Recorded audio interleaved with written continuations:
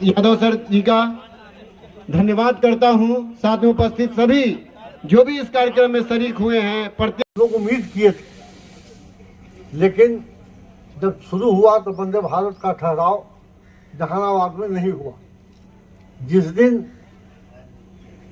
Train चालू हुआ था उसके नेक्स्ट डे ही हम यहाँ से दिल्ली गए और रेल मंत्री जी से मिले, और रेल मंत्री जी खुद उसी दिन आश्वासन दिए थे कि हम कुछ ही दिनों में जहानाबाद में ठहराव शुरू करा देंगे। लेकिन किसी न किसी कारण से विलंब हुआ, और अभी जो पार्लियामेंट का सेशन चल रहा था 20-25 दिन पहले, उस काल में हम आदरणीय मंत्री जी से मिलने का काम किया और उनसे आग्रह किया कि आप वंदे भारत का ठहराव जहानाबाद में सुनिश्चित करें। और हमको खुशी हो रही है इस बात को कहने में कि उन्होंने जरा सा भी विलंब नहीं किया। उसी टेबल पर उस कागज पर आदेश किया मेरे पैड पर, और उनके साथ जो कलीग पदाधिकारी बैठे हुए थे उनसे पूछा तो बोले कि 5 मिनट का, जहानाबाद बहुत महत्वपूर्ण स्टेशन है। इस शब्द बोले मंत्री जी अपने लफ्जों में, और कहा कि वहाँ ठहराव सुनिश्चित कीजिए। और आज आप उस क्षण को देख रहे हैं, और अभी ट्रेन आने वाली है और उसका ठहराव यहाँ होगा। बहुत सारी से गुजरती है, इसमें लोकल ट्रेनें भी है, एक्सप्रेस ट्रेनें भी जाती है, और हर तरह का ट्रेनों में हर तरह का सुविधा है।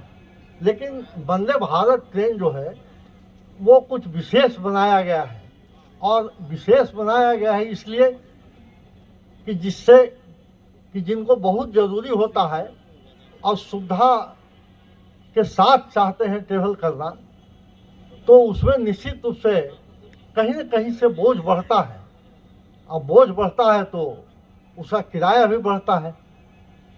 तो सस्ते दर पर भी चलने वाली ट्रेनें चल रही है, और उसमें यह ट्रेन का ठहराव आज जहानाबाद में होने जा रहा है। तो निश्चित रूप से हमको लगता है कि यहाँ के लोगों को काफ़ी खुशी होगी।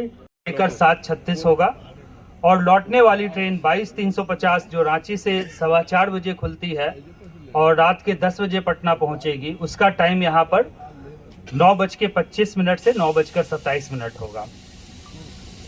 मुझे यह बताते हुए भी अपार हर्ष हो रहा है कि विगत कुछ समय में जहानाबाद स्टेशन और जहानाबाद लोकसभा क्षेत्र के में कई काम किए गए हैं। जैसा आप सबको विदित है, नए फुट ओवर ब्रिज का काम, प्लेटफॉर्म के एक्सटेंशन का काम, ये सारे काम यहाँ पे कंप्लीट हुए हैं। करीब 20 करोड़ का काम पिछले 10 साल में हुआ है, और विकास की रफ्तार बढ़ती जा रही है। अभी यहाँ पे करीब 50 करोड़ के काम सैंक्शन है, जिसमें करीब 22 करोड़ का अमृत भारत स्टेशन बनाने का काम भी सैंक्शन है। जहानाबाद स्टेशन को अमृत स्टेशन की एंट्री बनाई जाएगी, वेटिंग हॉल बनाया जाएगा, सर्कुलेटिंग एरिया का डेवलपमेंट होगा, एक और एफओबी का निर्माण होगा 12 मीटर चौड़े एफओबी का। तो पूरे स्टेशन की रूपरेखा बदली जाएगी। उसमें स्टेशन को सिटी सेंटर की तरह, शहर के एक केंद्र की तरह डेवलप किया जाएगा।